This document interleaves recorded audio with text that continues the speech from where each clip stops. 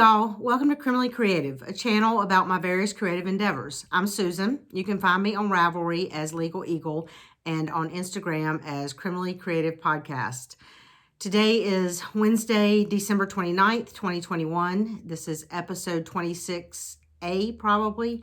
I'm going to do two videos today. One is going to be my recent verdicts, which is what I call for my finishes, and also my stashing for retirement, my haul. And then I'm going to record a separate episode that is going to be my courtesan session, which is actually going to be a whip parade and show you everything that I actually have in progress and talk about my plans for 2022. So let's get started with the verdicts. Well, let's not get started with the verdicts. First, I just want to say I hope everybody had a wonderful holiday season. No matter what you celebrate, we celebrate Christmas, and that's just been over.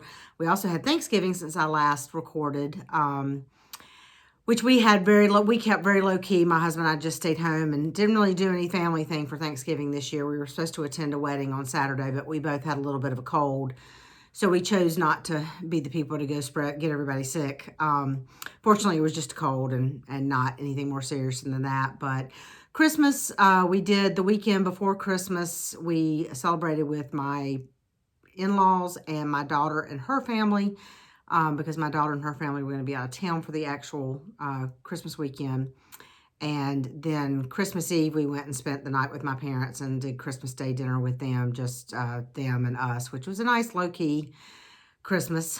I'll show you, excuse me. It's been very warm here in North Carolina, and the weather changes have just destroyed my sinuses. So I apologize for any throat clearing and coughing to clear congestion. I'm not actually sick. My sinuses are not happy with the weather changes. I'll show you a little bit of, or one of my Christmas presents, the best one when we get to haul. But I got a few little crafty things, most of which were, not normal stuff, but, go-to stuff that is nothing all that new or unique. So anyway, now let's actually get to the verdicts, and I'll show you some of what I have finished since I last talked to you. I'll start with knitting first, and again, as usual, I will try to put timestamps below. So I usually do knitting first and then cross stitch in each segment. So if you're not interested in the knitting, I want to go straight to the cross stitch, or vice versa, you should be able to skip around, hopefully, if I've put the timestamps below. So starting with knitting, I finished my pair of socks that I was working on last time I talked to you. The yarn is Fiber Nymph Dye Works in her bronze sparkle base, and the colorway is called Deep Fall. As you can see, I'm in a different spot today. My craft room is a disaster zone at the moment. So I thought I'd give you a little bit different scenery and show you my Carolina Santas behind me before I get them packed up tomorrow. But I forgot to bring my sock blockers out, so you'll have to make do with just me holding it up. Anyway, I knit all my socks on US Zeros, 2mm needles, 2 at a time, toe up, fish lips, kiss heel. Same as you always see. The next finished object that I have is Laura Ayler does a pattern called Just For You every year, which starts 12 days, I think, before Christmas, and it comes out a little bit at a time. This was her 8th year of doing that, probably my 4th or 5th year of doing it. And so I finished that. It's just a cow, and it comes out it's just a little bit of knitting each day, and the intent is that you're doing something just for you and not still racing to finish Christmas gifts. This is in the Miss Babs Kaweah base, Kaweah. I'm not sure how you pronounce that, which is a DK weight. This is the SAF 2021 Purple Mountains colorway. This is a textured pattern, and my yarn is a little bit too variegated for the texture to show up well. So I don't know if you can see that there's kind of like a snowflake there and some other textured patterns. But I like it anyway. I have not blocked this yet. So I will probably block it just a little bit looser so that it's not quite, I don't like my cows to be too tight up against my neck. So, but she did warn us that our yarn should be light in color and solid, but I didn't have so many skeins of DK weight that were singles and very few that were even close to solid. So I just went with a color I like. But I knit that on US 5 3.75 millimeter needles. And then the last finished object I have here to show you is I finally finished my winter light shawl, and I just finished this like 2 days ago. I have not blocked it yet, so it will be much bigger once it is blocked. This is a Stephen West pattern. It was part of the 2020 Hybrid Knit Along. I actually started it on December 26, 2020. Yeah, December 26, 2020, and I finished it December 26th of this year. It obviously languished for a while, but I knit this on US 4s, 3.5 millimeter needles. The yarns are Lolo Did It, Dreamy Sock, and the Smells Like Fall, which is the pink. Greenwood Fiberworks Hand Painted Yakety Yak and Orchid Tonal, which is the purpley color that's right here on the edge. And then Kim Dyes Yarns Rye Sock in Walnut and Larkspur, which are the chocolate brown and the kind of lighter purple color. So I really like this a lot. And like I said, once it's blocked, it's probably going to be, it will probably add at least a good 6 to 8 inches in depth and some length as well. So anyway, so that's finally done. I also have made some more dishcloths, which I'll put a picture of one set of them here. I made some, I'm sorry, I'm looking down at my notes. I sewed some coasters for some Christmas gifts. I think I have a picture of some of those that I posted on Instagram that I'll put here. I also sewed pillowcases for my grandkids for Christmas, mostly Christmas themed, although one grandson who is really into the like different pillowcases got some additional Dr. Seuss ones. Unfortunately, I forgot to take pictures of those before I wrapped them up and gifted them, so I don't have any pictures, but they're basically, they were Rudolph themed, and I did one set that was kind of flannelly with like polar bears on it. Excuse me.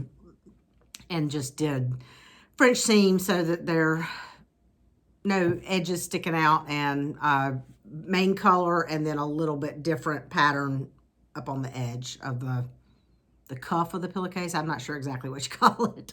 So anyway, so I did those as well. So that is all for the knitting verdicts. For the cross-stitch verdicts, a couple of those have already been gifted, or one of them has already been gifted, so I'll have to put a picture in here. I made the Holiday Flamingo, which is a Mill Hill kit.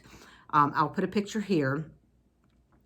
This was the first time I'd actually done any of the Mill Hill kits, and first time I'd ever used perforated paper. So it was actually really pretty easy and quick, and I enjoyed doing that. I finished the back of it by just using some of the adhesive velvet that I bought off Amazon, and I don't think I have a picture of the back, but if I do have one, I will put that here as well. And I made that for a friend of mine that really likes flamingos. So I also did the Fa La La Mingo pattern by Hands On Design, and I actually still have that here because this is supposed to be an ornament for my brother-in-law, but it's not an ornament yet. I actually finished this, I don't know, 3 or 4 weeks ago. I just haven't gotten around to turning it into an ornament, and I didn't actually have a bunch of presents to ship to them this year, so I've just been lazy and haven't gotten around to do it. He will get it eventually, and it will, you know, they'll put it away for their tree next year. So I did this on 32 count antique white fabric, and I kind of did my own conversion. I just pulled some, let me see if I can get it up there. I pulled some hand-dyed flosses that I just thought looked good. A couple of them are the DMC called for because I just didn't have anything different. The scarf and the red, I should have brought something to hold it up. The scarf and the red are hand-dyed.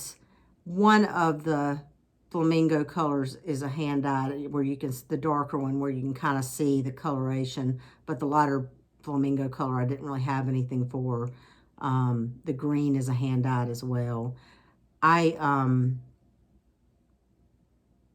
don't think I have saved where I wrote down what I did those in, but I just pulled them from my stash. Most of them were coloring cotton, I think, the hand dyed. So anyway, so that's done. And then the big cross stitch that I finished just yesterday, I was determined I was not going to record this video until this was done. So yesterday, let me get it right set up. I finally finished. Ta-da! Finished the Fruits of Plenty, which was the 2021 Mystery Knit Along, not mystery, 2021 Knit Along from Modern Folk Embroidery. This was a year-long piece. I'm going to sit here and hold it up, and let's hope that this becomes my screenshot. Jacob DeGraff from Modern Folk Embroidery. This was not a mystery because he actually released a picture of it before the beginning of the year so you would know what it was going to look like. And it came out in one portion a month. I really enjoyed doing this. I did this on 36 count antique white Zweigart linen. And I used the called for DMC colorways 3750 and 932 because I really just kind of like the whole Williamsburg blue and navy. I really enjoyed doing this, but it really sucked up a lot of my stitching time every month.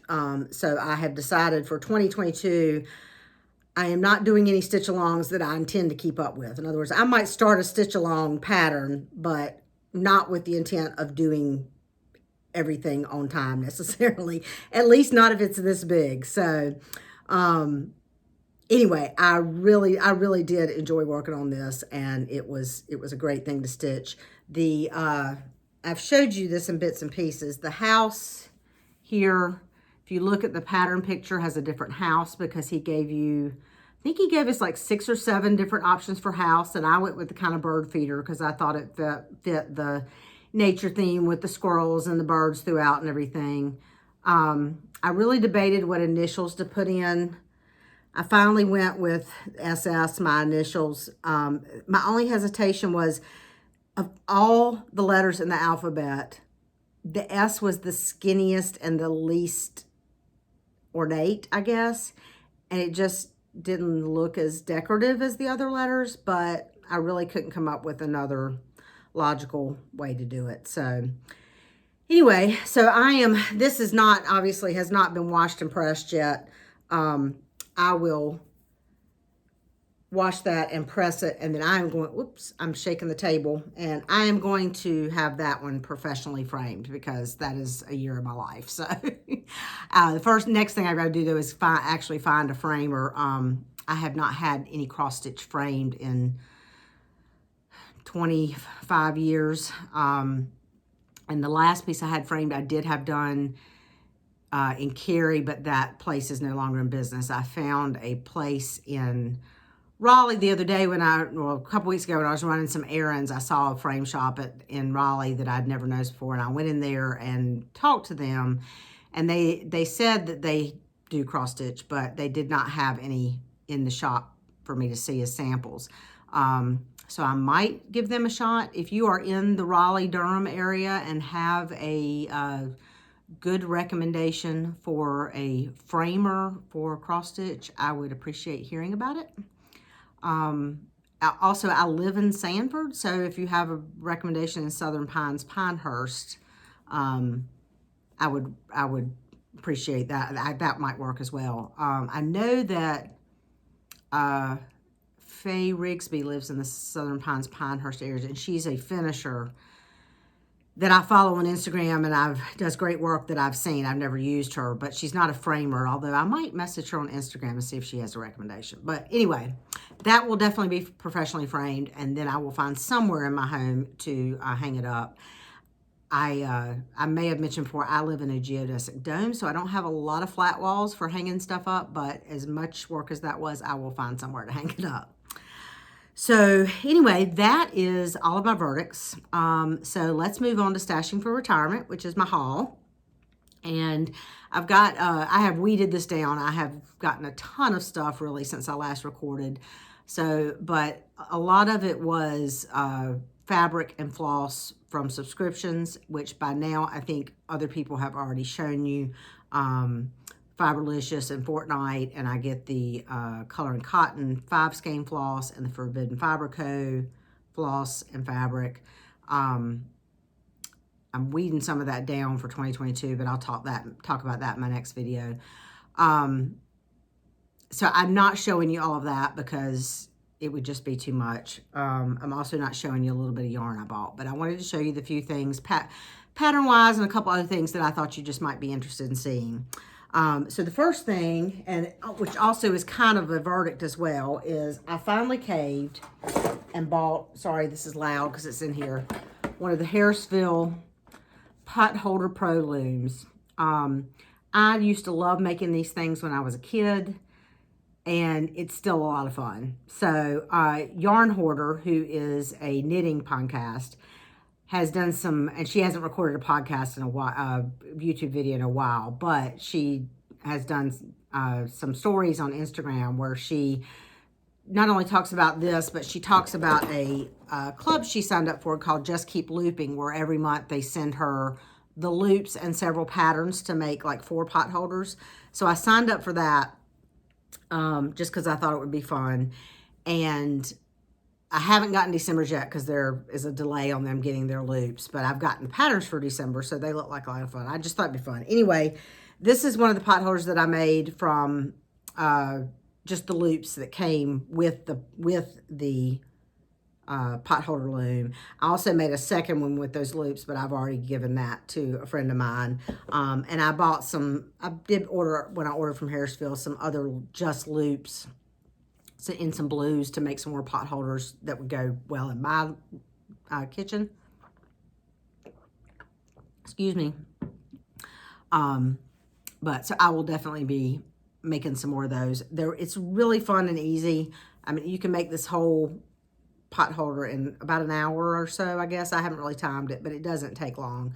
And I went with the pro size because I like the bigger size that comes out. I don't know, what is that, 8x8? I'm spatially challenged. So they have a smaller size of loom that comes out with a pot holder that runs maybe about that big. But I like this bigger size to be not, you know, either a hot pad under something, but it's also big enough to grab hold of stuff. So anyway, so that was one thing. The other big thing that I got, which was my big Christmas present from my husband, is I got a new cross stitch stand.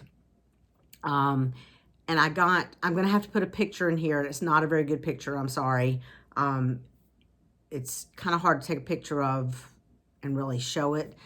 But the stand is from Gus's Custom Creations, and I'll put a link below to his Facebook page, which is where you can communicate with him about ordering. This stand is, what I liked about this stand is it doesn't clamp. You just set, your cross stitch just sets there, but you can reach under. But I like all the adjustments. So I have it set up in my craft room, just sitting next to me, and I sit and stitch on it. But because of the way he has done it and the various adjustments, it's got a long enough arm. You can set it up long enough that if you want to sit in a recliner and it needs to come over the bottom of the recliner, you can do it that way. If you want to sit at a table, you can do it. If you want to sit in the bed, you can do it. Because there are lots of different adjustments for height, for distance away from the actual base of the stand. There's adjustments for, you know, tilt, how you like how much tilt you like in your project to be, you know, facing you, whether you like it kind of flat or more tilting towards you. And then there's also sliding arms depending on how wide your project is. So you can hold, I don't know the exact measurements, but like it's possible to do it with a little 8x8 Q-snap, which is what I do when I'm holding a Q-snap. That's a little small. I have actually just purchased some 11x11 Q-snaps to make more 8x11 Q-snaps. I don't like mine to be much taller than 8 inches because I have short arms, and my arm gets too tired if I have to reach like to the top of more than 8 inches. So, but I'm going to be using primarily 8x11 to give me a little more width. So it can go under. And I've got some extension for 14. And then I've got one scroll rod I've actually never used, but I may put one of my bigger projects on a scroll rod. Anyway, what I was saying is 8x8 would work, but it goes also, I don't remember, I would say about 36 inches wide that you can do the arms. So it would hold a long scroll rod as well. And there's plenty of depth that way too to support it. So I got the deluxe model. It was very reasonably priced, including shipping from Australia. So if you're interested in it, go to Gus's. He's not sponsoring me or anything like that. This is just, I just really enjoy the stand. I just got it. I've been using it nonstop since Christmas.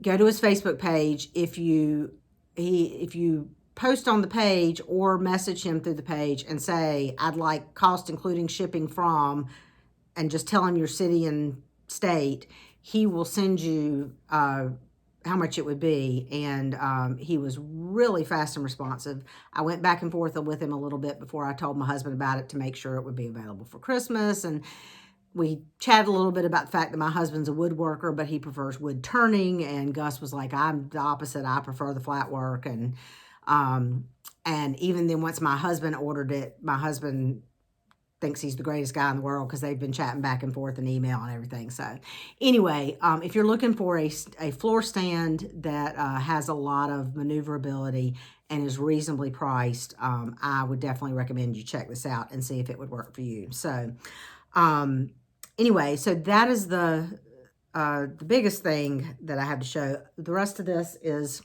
stuff. So anyway, we'll start with some charts and stuff. Cobweb Corner has been doing some sales for Christmas. And so she's been every few days picking a few designers and making them everything like 30% off. And I noticed today she has some new designers, and I need to go look and see. But the other day when she had several designers, including Glendon Place, RETM, and Raise the Roof, I bought some stuff. So I got Witchy Washy by Raise the Roof Designs. And I also got, there's buttons that go on that, and I bought the buttons for that, which are from Jabco, just another button company. I got Let It Snow by RETM. And I finally broke down and bought Sleepy Hollow by Glendon Place. And I think I've just ordered a bunch, 2 or 3. The called for fabric for this is Haunted Picture This Plus, which you basically can't find, or I can't find, on 28 count. So I don't have a lot of 28 count fabric stashed. So I've just ordered 3 or 4 pieces of 28 count fabric that I think might work today. And so hopefully they will get here. And I also got the embellishment pack for that, and also the buttons for that Witchy Washy are in there. So I got the Kreinik and the Karen, what is it? Karen Water Lilies floss that goes for that. But the rest of it's DMC. So that may be, I probably will get that started sometime in the new year. We'll see. Also, I got, let's see, placed an order from Pam from Stitching in the Land of Good Enough. Has opened a brick and mortar shop she lives in Rhode Island, but she opened the shop. She lives like on the border. So the shop is actually in, I think, North Attleboro, Massachusetts. It's in Massachusetts, just across the border from Rhode Island. It's called Stitch New England, and I wanted to support her, so I ordered, she had one of her Flossmas sales was Mirabilia patterns, and so I got Mirabilia's Winter White Santa, sorry for the glare, and I went ahead and got the embellishment pack for that. So the rest of the floss is DMC, and I do need to find some fabric to work for that. Because I think that is 32 count fabric, which is also something I don't have a ton of, so I may have to look for some fabric for it. I placed an order from Hobby House Needleworks, and I got some other stuff, some fabric and stuff, but what I wanted to show you is somebody, I think it was Pam and Steph from Just Keep Stitching, but I'm not 100% sure, showed this chart several weeks ago, and So when I was placing an order for some other stuff, I had to get it. It's Dasher and Dancer. Is that right? Dasher and Dancer. It is a Hobby House pattern. And I just really liked it. I don't know when I'll do it, but I'm thinking I might do it in a hand-dyed green. I'm sorry. I have a new little thing to hold my phone, and it has a light, which I need, but I'm trying to figure out how to keep the glare off the plastic. And then Fire Poppies, which is a store in Somerville, South Carolina that I order from frequently. They do a great job. And they are really customer responsive. Again, I'm not sponsored. I just really like ordering from them. One of these days, I'm going to take a road trip and go down there. It's not but 4 hours or so for me. But, like, for example, I ordered some fabric, and I got a message from Oliver with, something that wasn't, wanting to clarify that I had ordered what I wanted or something. And then I got one piece of fabric that it was the last one they had in stock, and it had a small little stain on one side of it, but it didn't go through the other side. And it came with a note saying they had noticed the stain as they were packing it up. If I didn't want it, let them know. I could return it. They'd order some more. But it's in a location and it's on Easy Grid fabric, which is going to be covered up, and it's on the up side, and it doesn't come all the way through, so I'm not worried about it. But anyway, they have been doing some mystery grab bags, and so I just had to see what it was in them, and I ordered a $15 bag and a $30 bag. And they came with a variety of odds and ends and some different flosses, some anchor floss. There was a little bit of, I think there was some Chronic in there. There was a couple of heavier flosses that would not be for like cross stitch, but that you could use. There was one that I will probably use for tapestry. There was some pearl cotton, I think, some beads, and odds and ends like that. But I wanted to show you the couple of charts that I got in them. In the $15 one, I got Here Comes Peter Cottontail from Stitching with the Housewives. Stitching with the Housewives, I kind of like. I like some of their patterns. They're a little hit or miss for me because I'm not a cutesy all the time.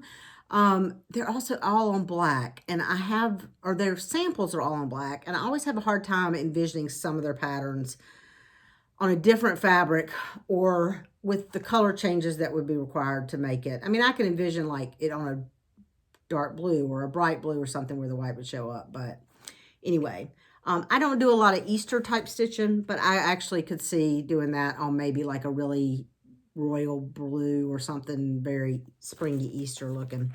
And then in the $30 bag, I got this Michael Powell kit. Which is really cool. I kind of like the, I don't do a lot of beachy stitching, but on the other hand, I do have a bathroom that's kind of like lighthouse themed. There's no lighthouse in there, but, one of these days I might stitch this, or I might end up making this a giveaway at some point. I haven't decided yet, but, it's the full kit with the fabric and everything. I was looking to see if there was like a suggested retail price on it. $45. It was $45, and it came in the $30 bag. So that right there was worth the $30. So, let's see what else. I got my December buttons from Just Another Button Company. I get the, subscription where they send you buttons. I think it's every other month. And there's always a couple of kind of themed buttons, and then other buttons that are in similar color scheme and stuff. I'm trying to pull out the themed button so I can show you. So this month it was December, and it was Christmassy, but it was kind of like the Victorian colors. So you got that one, and that pink tree, another green tree, got a little birdie. I think I'm holding that right. Yeah. Little pink and green snowman. And then this is not actually a button that I can see, but it's a little snowflake. You could stitch on. I can't see any way to make that a button. But then you get the rest of the tin is very shaped buttons. Like, you know, there's a square one in there. There's another square one that's white. Some regular little pearl buttons, and then your round ones. Little ones like that have kind of like a bevels to them. Oh, there's another decorative one that's a little ornament. Just found that one. Get the one with the little flower. So you basically get a whole little tin of buttons in the color scheme as well that you could use, you know, for finishes, or if you sew, you know, you could use them on clothes and stuff like that too. So, the next thing, I have looked at these several times, and while they're not outrageously expensive, it wasn't cheap, so I was waiting for like the right one to speak to me. Twin Peak Primitives has a Etsy. They have a regular Etsy site. They have a website. They have Twin Peak Primitives Etsy, and then they have TPP Limited on Etsy, which is run by, I think her name is Diane. I may not have that name right. A woman actually in North Carolina does it for them, who's a friend of theirs. And on the TPP Limited, they have limited edition kits, and they also have some other stuff. And one of those things is they have these hand-painted boxes. And I finally bought one. I got a Christmassy, wintry themed one. It's not completely Christmas, I guess. There's a reindeer, and the top is hand-painted. And I don't know if you can see that it's, or you can kind of see there how it's kind of, it's not just flat. It's kind of relief a little bit, the paint. And inside, the top is also hand-painted. And this came, it had goodies inside. Some floss from, you know, the Twin Peaks Primitive, or the twins, are in the Netherlands. And so all this stuff comes from the Netherlands. It's a little floss pack, a seam ripper, pencil with the tulip on top, some washi tape with trees on it. And these are adorable. Oh, I should have unwrapped these ahead of time. I had them wrapped up so they didn't get broken knocking around in here till I could put them up. Sorry. This is cute. These little Dutch clog. These are actually like porcelain or ceramic. I don't have my glasses on to see, but you know, they're not wood. And then it also came with some Christmas stickers that have all kind of lost their sticky. I think my box got kind of hot, and so I think they were on a piece of plastic that was in here, you know, that like the stickers would have come with. But so I actually will probably, these are the real stickers that have the kind of thick part on the back, you know, so they kind of stand out. Probably what I will do is pry that off and either use washi tape or maybe a little bit of glue stick to use those with something. There's another one. So, and then the bottom part of the inside has like a little decorative paper on the inside. So that is truly Christmas. The rest of it to me, though, is very wintry and not necessarily Christmas. So anyway, I had been looking at those for a while, and I finally saw this one and really loved it. So I will, it will go in my craft room with, to hold stuff, more stuff. I always need to hold stuff. And then I think the last thing to show you is I bought another brass button bag because, you know, I could not resist the Grinch. I have a Grinch bag of hers that I got last year, and this is a different fabric, and I love the fabric inside. Now, mind you, I have some of this fabric, which I could make my own project bag, but she just does such a good job, and you know, who knows if I'll get around to it or not. So, anyway, I think that's it. There's I've got one other thing over here, but I just realized I'm going to show you that in the next video because it's actually going to be my New Year, New Start. So I will show you the fabric and the floss for that when I show you that in the next video. So I think that is it for the finishes and the haul, and I hope you enjoyed that. And if you're interested in what I've been working on, what I am working on, and all of my WIPs and my plans for 2022, I hope you will check out the next video as well. Until then, I'll talk to you later. Bye, y'all.